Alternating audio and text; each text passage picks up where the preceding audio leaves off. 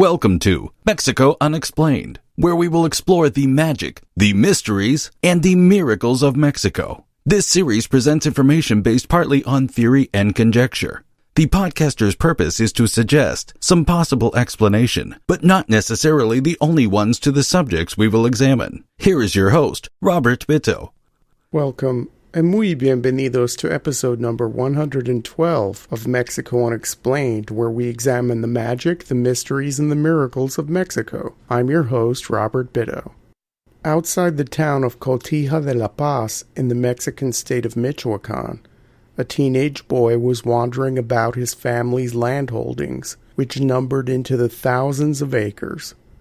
The boy's name was Rafael, Guízar, y Valencia, one of the 11 children of Prudencio Guízar and Natividad Valencia. It was a summer day in the year 1894, and as was typical of that time of year, a sudden thunderstorm started to pour down rain and fill the sky with lightning. The storm was particularly ferocious, but the young Rafael was intrigued by nature's violent display and sat on a hill watching the storm. Amid the dark, swirling clouds and lightning bolts, the teenage boy claimed to see an image of Jesus. The sighting so alarmed him that he ran to seek refuge from the storm and entered a chapel dedicated to the Virgin of San Juan de los Lagos on his parents' property. He prayed to the statue of the Virgin, and according to what Rafael would later tell his parents, the statue appeared to emit its own bright luminescence. It was at this moment in the chapel that the young blue-eyed Rafael decided to become a priest and to devote his life to God. Rafael's story is very closely intertwined with the history of Mexico, and despite the many challenges of the times, Rafael Guízar never gave up his spiritual and pastoral devotions. Rafael's parents supported his decision, and soon the boy entered the seminary at Zamora, Michoacan. Rafael became a priest on June 6, 1901, at the age of 23, and soon embarked on one of his countless apostolic missions to serve many who lived in rural communities and across the countryside in central Mexico. Because he was from a family of means, Rafael used his own money to establish a school for poor girls and 2 colleges for boys, in addition to setting up the Congregation of Missionaries of Our Lady of Hope, a religious community, in 1903. The year 1910 saw the beginning of the Mexican Revolution and the first of 2 major persecutions of the Catholic Church in early 20th century Mexico. Guízar saw the need to minister to soldiers on both sides, especially on the battlefield, to administer the Catholic sacraments such as confession and last rites. He was on the revolutionary government's blacklist, however, and had a bounty on his head. With his congregation wiped out and his public career gone, Father Rafael Guízar went underground, so to speak, and fled to the safety of Mexico City, where he set up a printing press and began to publish evangelical materials. The government shut him down and he fled the city, accompanying factions of the Revolutionary Army in disguise, sometimes as a junk dealer, a doctor, or a musician, but always ministering to the soldiers in secret and fulfilling his duties as a priest. With the price still on his head, he was captured in 1915 and sent to jail to await a firing squad. Guízar protested and claimed that they arrested the wrong man and that he really wasn't Father Rafael Guízar or a Catholic priest at all, but a poor traveling musician. One of the jailers gave him an accordion and told him to play. Father Rafael did just that and filled the jail with marvelous renditions of popular Mexican folk songs. Everyone was entertained, and he soon had them convinced that they had arrested the wrong man. One of his captors was noted as saying, quote, "Here's 25 pesos, take the accordion and go," end quote. Little did they know that as a priest in training, the future saint was the head of a musical group he founded at the seminary called Los Gallos Místicos, or in English, the Mystical Roosters. As soon as he left the hands of the revolutionaries, Guízar escaped to Texas, and by 1916 he found his way to Guatemala, where he stayed for 8 months. After Guatemala, it was on to Cuba. He had a sister who had married well and was living a good life in Havana. Besides a brief stint in Colombia, he lived in Havana for 3 years. Everywhere he went, even if it was for a brief time, Guízar set up missions to help the poor and underserved. He was relentless in this regard and worked tirelessly to assist those in need. By late 1919, Guízar was named Bishop of Veracruz and was sent back to Mexico. By the time of his arrival on January 4, 1920, the state of Veracruz had suffered a terrible earthquake in which thousands of people were killed, especially in the interior of the state. Guízar forewent the pomp and circumstance of an official investiture and hit the ground running when he arrived at his new post. He immediately took a train to the interior, the areas most affected by the quake, to give assistance and solace to those in direst need. The first years of his term as bishop were marked by his intense approach to evangelization and helping the rural areas of his jurisdiction.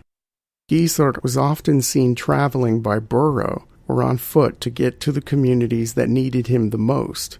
His pastoral outreach was once again thwarted by the changing political situation in Mexico by 1926 with the outset of the Cristero Rebellion. The Cristero War, also known as the Cristero Rebellion or La Cristiada, was a brutal internal conflict that lasted between 1926 and 1929 and pitted rural Catholic lay people and clergymen against the forces of the anti-Catholic, anti-clerical central government in Mexico City, headed by President Plutarco Calles. Calles sought to enforce the anti-clerical articles of the new Constitution of 1917, produced by the Mexican Revolution, and enacted legislation to reduce the power of the Church. This so-called Calles Law was seen as a continuation of the long struggle of church versus state that dated back to La Reforma in the mid-19th century. Under this law, restrictions were placed on the Catholic clergy, and the power of the Church was further limited. Popular religious celebrations were suppressed in local communities, along with the number of priests allowed to serve in Mexico as a whole. A few uprisings happened in 1926, and full-scale violence ensued by 1927, most notably in the countryside of the states of Zacatecas, Jalisco, and Michoacán. By 1927, all priests were prohibited from celebrating the Mass and ordered confined to their residences or to relocate to urban areas. Most clergy did not take part in violence, although many, like Bishop Guízar, defied the authorities and continued performing Catholic rites. Guízar's seminary was the only functioning training center for Catholic priests during the entire conflict and had over 300 young men enrolled. The church hierarchy in Mexico tacitly supported the grassroots rebellion, and the authorities in Rome condemned the Mexican government. In 1928, Dwight Whitney Morrow, the U.S. ambassador to Mexico at the time, became involved and eventually helped broker a truce between government forces and the Cristeros. In the end, approximately 250,000 people died in the fighting. Because he was a controversial figure and once again wanted for his subversive activities, Bishop Guízar spent a little less than 2 years abroad for a second time, going back to Texas, Cuba, Colombia, and Guatemala to check on the progress of the missions he had founded in those areas less than 10 years before. In 1929, he found himself back in Mexico and assumed his pre-Cristero activities. The end of the Cristero Rebellion did not end the hard times for the Catholic Church in Mexico, nor did it make life easier for Bishop Guízar. To limit the powers of the Church, Adalberto Tejada Olivares, governor of the state of Veracruz, declared in 1931 that there would only be one priest for 100,000 citizens in his state. Once again, things were tense between government and religious authorities, and July 23, 1931 saw another tipping point: the murder of a 23-year-old priest, Ángel Dario Acosta. On that July evening, government militiamen entered the Assumption Cathedral in the city of Veracruz and opened fire, killing Angela Costa, who had just baptized an infant. The incident so outraged Bishop Guízar that he ordered all churches throughout the state to be closed in protest. Feeling the political pressure of this move, Governor Tejada ordered Guízar to be shot on sight and offered a bounty on his head. The bishop's reaction was not to flee the country, but to head directly to the governor's office and confront Tejada face to face.